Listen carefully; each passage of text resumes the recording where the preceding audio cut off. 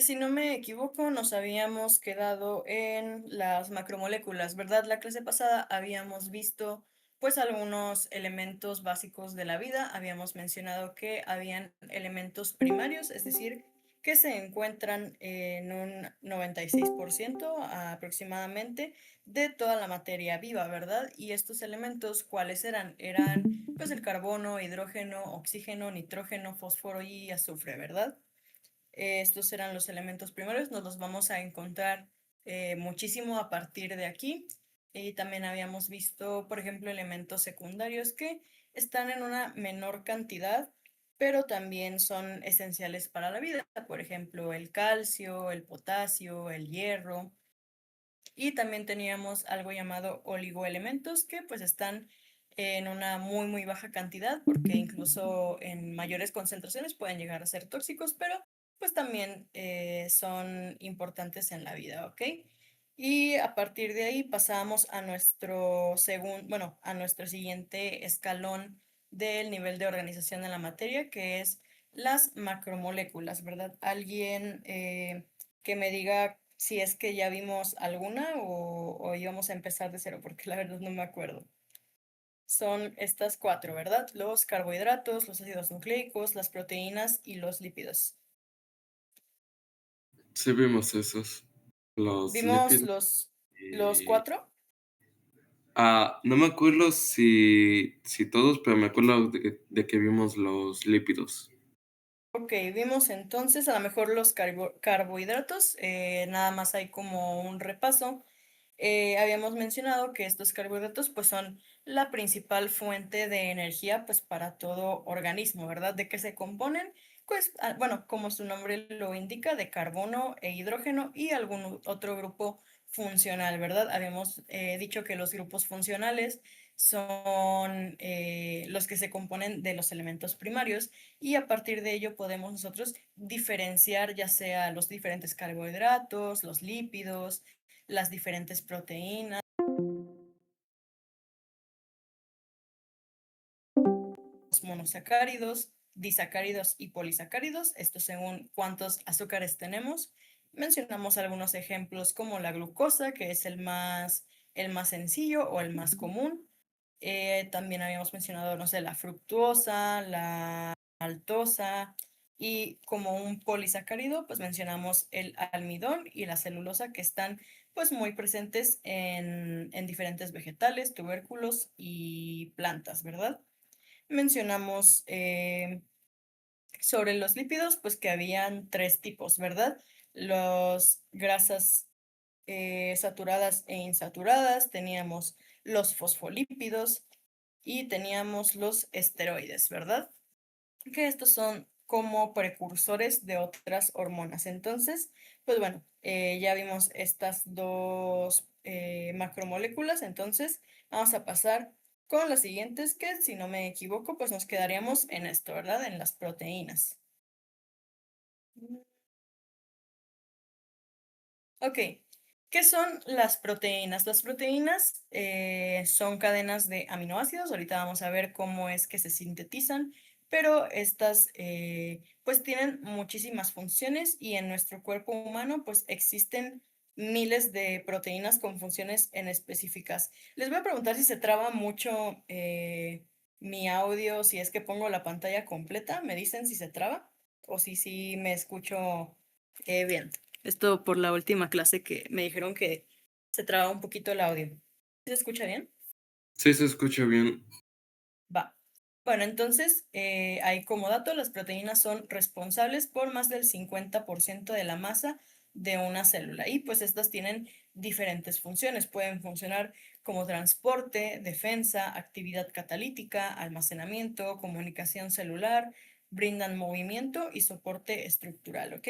Estas son algunas de las funciones y estas proteínas están formadas por la unión de 20 distintos tipos de aminoácidos los cuales se unen por medio de un enlace peptídico. Esto es muy importante y a lo mejor, bueno, suele ser pregunta de examen, ¿cuál es el tipo de enlace de una proteína? Es el enlace peptídico. ya que estas proteínas forman cadenas polipeptídicas, o cada uno de estos aminoácidos se le puede llamar como un péptido, ¿ok? Y aquí tenemos en la parte de en medio, tenemos un diagrama de cómo es la estructura de un aminoácido. Teníamos un grupo amino, un grupo carboxilo, que está unida a su vez a un carbono y un hidrógeno, y tenemos un grupo R, puede ser cualquier otro, pero pues bueno, esta es, por así decirlo, la estructura de la cadenita de aminoácidos que van a formar las proteínas. Y pues bueno, estas son las funciones principales que tienen algunas proteínas. Algunas funcionan como actividad catalítica. Mencionamos que las proteínas o la actividad catalítica se refiere a acelerar una reacción, ya sea reduciendo la energía mínima necesaria para llevarse a cabo, aumentando el número de coaliciones entre las moléculas para que se forme, pues bueno, la reacción, o reduciendo a lo mejor el tiempo o la temperatura que toma, ¿ok? También algunas funcionan como almacenamiento de energía, algunas funcionan como hormonas, por ejemplo, la insulina, algunas brindan movimiento, como la actina y la miocina, algunas otras brindan defensa, como sistema inmune, por ejemplo, los anticuerpos. Tenemos también proteínas transportadoras, por ejemplo, la hemoglobina, que se encarga de transportar el oxígeno en toda la sangre.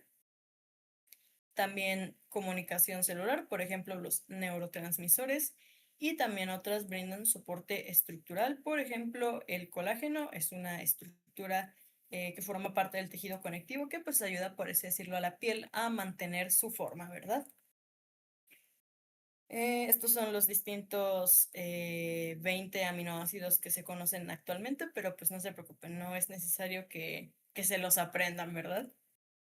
Mm, Y bueno, una proteína se compone, por así decirlo, de 4 niveles o de 4 estructuras, por así decirlo. La tenemos primero la estructura primaria, que es básicamente la secuencia de los distintos tipos de aminoácidos, ¿verdad? Como una cadenita. Esta pues va a determinar qué proteína es la que nosotros estamos obteniendo al final. Después nosotros vamos a tener una estructura secundaria, es como una especie de doblez o de hélice que se va a formar en la cadena polipeptídica para empezar a darle la forma. Después vamos a tener algo llamado estructura terciaria, que es cuando la proteína se empieza a ensamblar para tener pues el producto final. Hay algunas proteínas que pues solo llegan hasta aquí, es decir, ya se ensamblan y ya son proteínas funcionales, pero hay otras que son de estructura cuaternaria, es decir, esto se refiere a cuando tenemos dos o más cadenas polipeptídicas que van a interaccionar entre sí y se van a ensamblar en una proteína a lo mejor un poquito más grande o más compleja. Por ejemplo, los ribosomas, el colágeno, los capsómeros son proteínas con esta estructura. ¿Hay alguna duda de esto?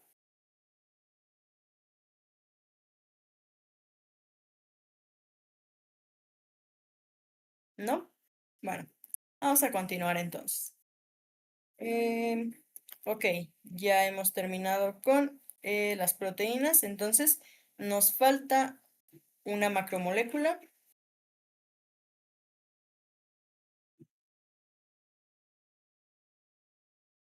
Tenemos ahora los ácidos nucleicos. Estos se van a encargar de almacenar, transmitir y ayudar a expresar la información hereditaria. Es decir, los ácidos nucleicos pues contienen todo nuestro material genético o nuestro ADN. Esto básicamente pertenecen a una tercera clase de macromoléculas, y hay también, como dato a lo mejor de pregunta de examen, la unidad hereditaria básica es llamado el gen. Entonces, pues por ahí, si les llegan a preguntar cuál es la unidad básica hereditaria, pues es el gen.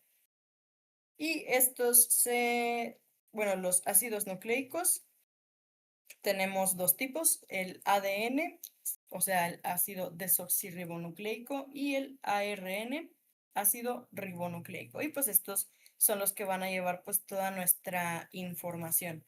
La forma en la que por así es. Creo que no les había mencionado cuando vimos la presentación anterior. El proceso de síntesis de proteínas está muy relacionado con el material genético. ¿Por qué? Porque a través de las cadenas de ADN nosotros podemos sintetizar las proteínas. ¿Cómo? Mediante dos procesos llamados transcripción y traducción. Nosotros tenemos en la derecha una imagen representativa de nuestro núcleo celular, que es esta estructura como azulita, y por fuera pues está el citoplasma y demás estructuras celulares, ¿ok? Entonces, para la síntesis de proteínas, nosotros vamos a partir de un segmento de nuestra cadena larguísima de ADN, el cual lo vamos a copiar, por así decirlo, y vamos a obtener algo llamado ARN mensajero. Esto se le llama el proceso de transcripción. Estamos transcribiendo un fragmento de ADN a ARN mensajero. Y este ARN mensajero va a salir del núcleo a través de unos poros que tiene y va a ser Creo que leído. se dejó de escuchar. ¿No me escuchó? ¿O solo Yo sí la escucho. cuando estaba hablando del proceso No de la escucho. transcripción? Sí, aunque estaba la presentación, yo sí estaba escuchando. O sea, yo sí la escucho. Ok. A lo mejor debe ser un Si está problema. hablando Ceci, tampoco la escucho. Chis.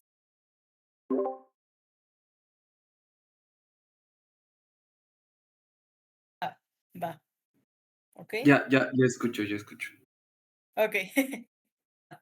Bueno, lo que estaba diciendo era que nosotros tenemos nuestra cadena de ADN y vamos a copiar un segmento que se va a llamar ARN mensajero y va a salir por los poros que tiene el núcleo y posteriormente va a ser leído por los ribosomas. Los ribosomas, acuérdense, es una proteína pues más grande, ¿verdad? Y esto va a leer la cadenita del ARN mensajero y ahora lo va a traducir en forma de cadenas de polipéptidos o de aminoácidos. Aquí se ve que cada aminoácido representa también un péptido y pues toda esta cadenita es la cadena polipeptídica o los polipéptidos, ¿ok? Y pues bueno, esta cadenita después va a llevar a cabo otro proceso que ya les mencionaré más tarde, pero esto es lo básico de cómo se sintetiza una proteína y pues como les digo, está muy relacionado pues a los ácidos nucleicos o a la cadena de ADN. Entonces, bueno, vamos a continuar. La estructura de un ácido nucleico se compone por un azúcar de 5 carbonos o también llamado pentosa, una base nitrogenada y de 1 a 3 grupos fosfatos. Aquí tenemos a la izquierda un esquema, bueno, un diagrama representativo. Cada uno de estos pentágonos representa el azúcar de 5 pentosas, de 5 carbonos. Eh, los, la base nitrogenada, pues son estas cositas como estos hexágonos amarillos y pues los grupos fosfatos representan estas bolitas amarillas, ¿ok? Entonces, así es como se compone el ADN. Y pues bueno, los nombres vienen de los azúcares que tienen, es decir, la ribosa o la desoxirribosa. Y vamos a tener también dos clases de bases nitrogenadas. Tenemos las purinas, guanina y citosina, y las pirimidinas, la timina, la citosina y el uracilo. Entonces, estas son las bases nitrogenadas. También yo les recomiendo muchísimo pues anotarlas por ahí, tenerlas presentes, porque pues también puede llegar a ser pregunta de examen, ya sea la estructura del ADN, las bases nitrogenadas, o la diferencia entre ADN y ARN. Y pues bueno, sabemos que las cadenas de ADN, pues a simple vista no las podemos ver, ¿verdad? De hecho, es muy difícil verlo incluso con técnicas muy avanzadas de caracterización o microscopios muy profesionales. Entonces, aquí tenemos una visualización de cómo se ven las cadenas de ADN mediante una técnica llamada AFM, Atomic Force Microscopy o microscopía de fuerza atómica. Y pues bueno, estas son imágenes de más o menos cómo se ve la cadenita de ADN y vemos que aún así este tipo de técnicas permiten ver, por así decirlo, pues ya los átomos, ¿verdad? Y aún así pues se ve un poquito borroso esto pues debido al tamaño que tiene. Y ya pues en la parte de abajo vemos representaciones o estas mismas imágenes, pero pues un poquito más renderizadas, ¿ok? Pero bueno, eso es lo básico de las macromoléculas. Hay que entender muy bien, pues, cuál es la diferencia entre cada de una de ellas, cuáles son las funciones que tiene cada una, de qué se componen. Es muy importante. Y bueno, aquí tenemos también microscopía de transmisión electrónica, que es otra técnica para visualizar las cadenas de ADN y pues aún así, pues se ve, bueno, a lo mejor no alcanzamos a distinguir, ¿verdad? Como tal, los elementos que la componen. Y pues bueno, igual siempre les encargo que le echen por ahí una revisada a los links que les dejo al final de las presentaciones.